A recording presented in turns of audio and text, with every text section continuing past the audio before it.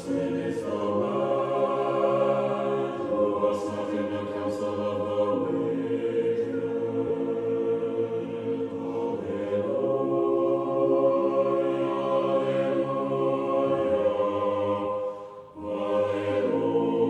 in our midst. This is our fifth session of Virtual Sunday School. I hope you're enjoying it so far. If you didn't get to watch the last few lessons, they're on our YouTube page, which I linked to the email list, and also on the church website. If you've been following these Sunday School videos so far, you know that there are a couple of things that are in common with all of the stories we've looked at. The first thing that we have to remember is that God loves us and will always try and help us to do the right thing. He will always try and guide us so that we can avoid making bad and dangerous mistakes which can harm us. And the second thing is that some of the people in these stories, even when God keeps trying to help them, make bad choices anyway. And when they make these bad choices, it almost always results in death. We saw this most clearly in the story of Adam and Eve, the first story we read. They were promised by God to have everlasting life, to live with God forever. God gave them some instructions on how to get this everlasting life. One thing was that God told them that they should avoid eating the fruit from the tree of knowledge of good and evil, because if they ate the fruit from that tree, it would cause them to die. In today's story, on the other hand, we're going to listen to about someone who did listen to God. And because he listens to God, he has the promise of new life. This person's name is Abraham. So again, if you have this book at home, you can follow along with me. I'm on page 34 here. God appeared to Abraham and said, "Leave your country and your home, and go to a land I will show you." Abraham trusted God and left all he owned behind him. For many years he wandered in Canaan. And there God came to him again and said, "I will make a solemn promise with you. You will now be called Abraham, not Abram, for you will be the father of a great nation.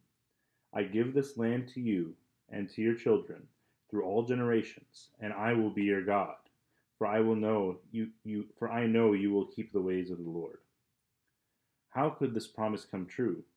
Abraham was an old man, and his wife Sarah had no children.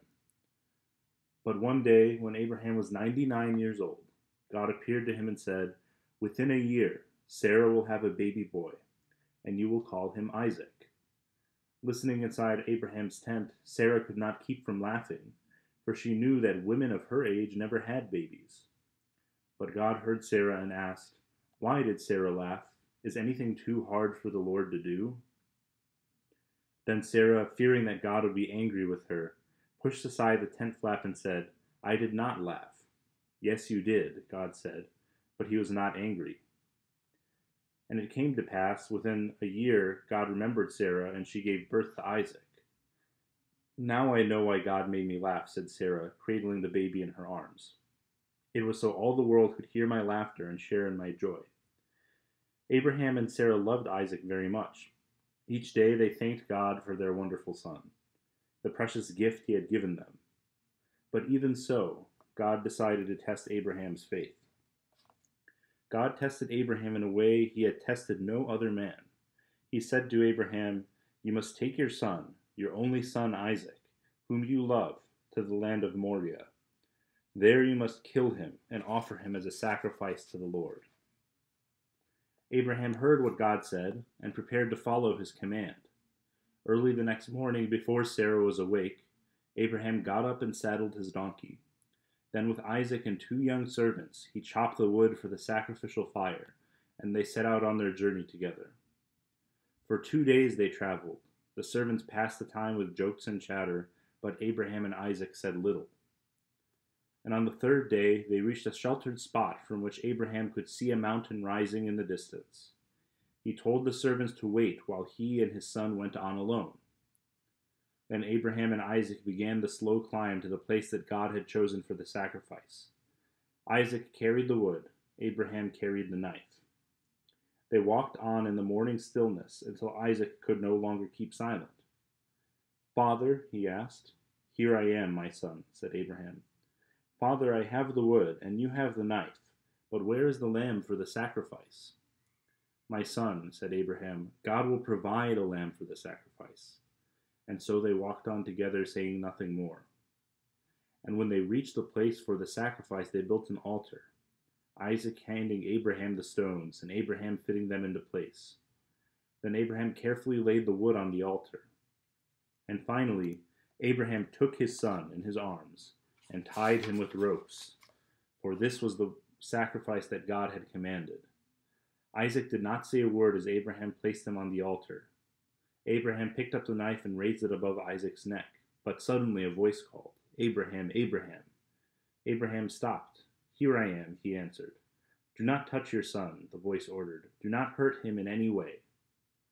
And at that moment, Abraham heard the bleating of a ram caught in a nearby thicket. Abraham took the animal and offered it as a sacrifice in place of his son. Then the Lord said to Abraham, "Because you are willing to sacrifice your son, your only son Isaac, whom you love dearly, I shall bless you.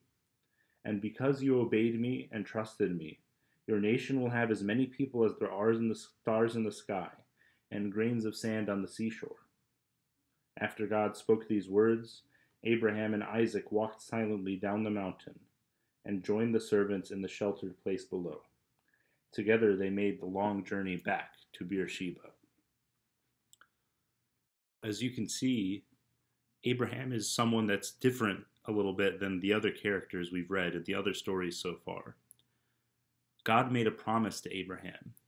God told him that if Abraham has faith in God, that he will be taken care of, him and all of his people. He promised Abraham that he would take him to a new land, a beautiful and fertile land. This land that God promises to Abraham is a symbol of new life, a beautiful life that God has in store for him, just like he promised to Adam in the Garden of Eden. In addition, God promised Abraham and his wife Sarah that they would have a son. This was a great surprise, as Abraham and Sarah had wanted to have kids for a very long time, but they were unable to have kids. On top of that, they were very old, so it seemed unlikely that they could have a kid, given how old they were. But they believed God, and they have faith in his promise. And because they had faith, they had a son, something that they had wanted for a very, very long time. This son, just like the land, is also a symbol for the new life that God promises to us. On their own, Abraham and Sarah could not have a child, and they wouldn't ever have a child because they were so old. But with faith in God, those who are old and weak, on their way to death, can bring forth new life. And Abraham and Sarah were very joyful and happy because of this new life. So they named their son Isaac, or Ishaq, which means to laugh. They were very happy at this. But one day, God asked Abraham to do a very difficult thing, a very hard thing. He asked him to give up this new life, to give up his joy, to give up his laughter. And you can imagine that that must have been very hard for Abraham. But he agrees, because it is God who has asked him to do it. But just before Abraham was going to give up his son, God sent an angel to tell him not to do it. And you see, God was never going to let Abraham give up Isaac.